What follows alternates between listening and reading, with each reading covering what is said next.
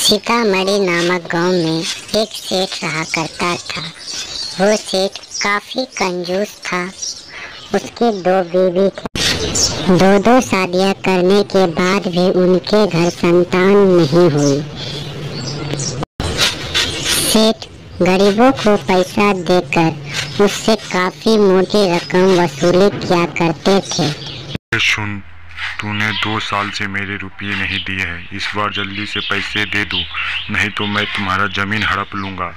सेठ जी, इस बार फसल अच्छी नहीं हुई है, इसलिए इस बार पैसे नहीं दे सकता हूँ। अगली बार पक्का आपके पैसे वापस कर दूंगा। नहीं, मुझे अपने पैसे आज के आज चाहिए, नहीं तो मैं तुम्हारा आज जमीन हड़प लूंगा। इतना कहकर सेठ ने उस गरीब किसान का जमीन हड़प लिया। दीदी, आज लगता है कि फिर इसने किसी का जमीन हड़पा होगा। इतना पैसा इसमें क्या करेगा? हाँ दीदी, हमारे पास तो इतने पैसे हैं कि हमारी सास पुश्ती भी अगर बैठ के खाए ना तो भी खत्म नहीं होगी। लेकिन सेठ की दोनों बीवियां सुंदर और सुशील थीं। वे दोनों काफी ईमानदार और दयालु भी थे। लेकिन सेठ वे दोनों के विपरीत थे।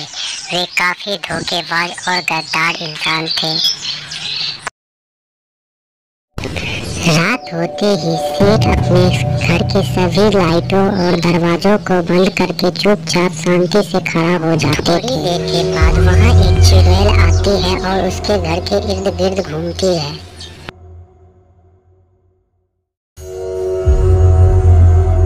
कोई तो घर से बाहर निकलो, मुझे प्यास लगी है, मुझे थोड़ा पानी दो, बाहर निकलो, कोई तो बाहर निकलो। ये सब सुनकर भी सेठ के घर से कोई बाहर नहीं आता है, क्योंकि वे जानते हैं कि वहाँ रात के समय जंगल से एक व्यापारी घर आ रहा था कि तभी उसके पीछे वो चुड़ैल लग गई।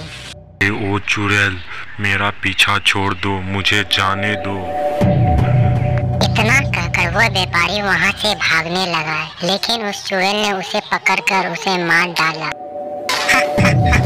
बड़े दिनों के बाद इंसान के मांस खा के मुझे बहुत ही ये बात पूरी गांव में फैल गई और सभी लोग उस रास्ते से जाना बंद कर दिए। लेकिन उस रास्ते से एक दिन एक तांत्रिक वहां पे गया। वहां पर उसे वो चुड़ैल मिली। तांत्रिक, तो यहाँ क्यों आया है मरने? ऐ चुड़ैल, मेरे गुरु ने तुम्हें मुक्त करने के लिए मुझे भेजा है, अतः तुम अपने मुक्ति का राज मुझे। मेरी मुक्ति उस सेठ को बिना मारे नहीं होगी। मैं उस सेठ को मार के ही मुक्ति पाऊंगी। तुम उस सेठ को क्यों मारना चाहती हो? उसने तुम्हारा क्या बिगाड़ा है? तुम उस सेठ को नहीं जानते हो, उसी के कारण मैं और बेटा मर गई हूँ। मेरे बेटे को भगवान ने मोक्ष तो दे दिया, लेकिन मुझे उससे बदला लेने की। तांत्रिक के बार बार समझाने पर भी उस चुड़ैल ने नहीं माना। फिर वे तांत्रिक सेठ के पास चले।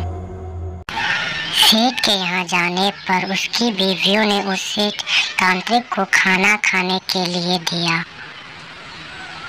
लेकिन तभी वहाँ पर सेठ आ गया और बोला, अरे बाबा जी, यहाँ फ्री फोकट के खाना मिल रहा है क्या? लाइए पैसे, लाइए खाना का। पैसे तो मेरे पास है नहीं।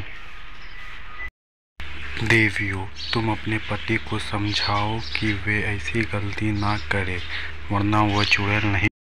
ये सब चलता रहा कि तभी शाम हो गया। अरे सब शांत हो जाओ, शांत हो जाओ, वो चुड़ैल आने ही वाली। सेठ, वो चुड़ैल तुम्हें मारने के लिए ही डेली आती है। तुम एक काम करो, तुम आज बाहर जाओ। के कहने पर ना चाहते हुए सेठ बाहर जाने के लिए तैयार हो। इधर चुड़ैल उसके घर के आगे पीछे घूम रही थी कि तभी सेठ वहाँ आया। सेठ के साथ चूड़े सेठ, तेरे ही कारण मैं मरी हूँ। आज तुझे मैं मारकर अपना प्रतिशोध पूरा करूँगी।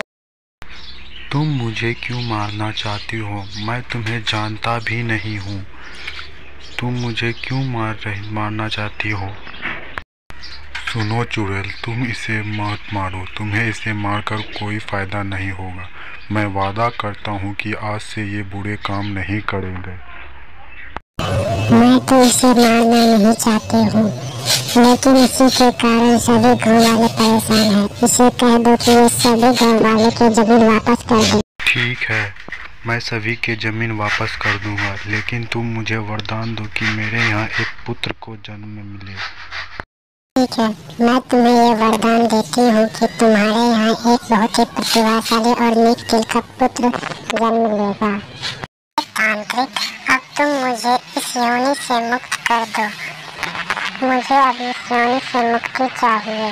ठीक है, तुम मुक्ति के लिए तैयार हो जाओ। ओम मृत्युर्मुक्ति स्वाहा। तो मुक्ति दिलाकर तांत्रिक बोला, राजन, अब मुझे भी जाने की आज्ञा दे। मेरे गुरु इंतजार। सेठ ने सारे गांव वाले के उसके जमीन उसके वापस कर दिया और जल्द ही उसके घर में एक छोटा सुंदर सा एक लड़के ने जन्म लिया, जो देखने में काफी सुशील और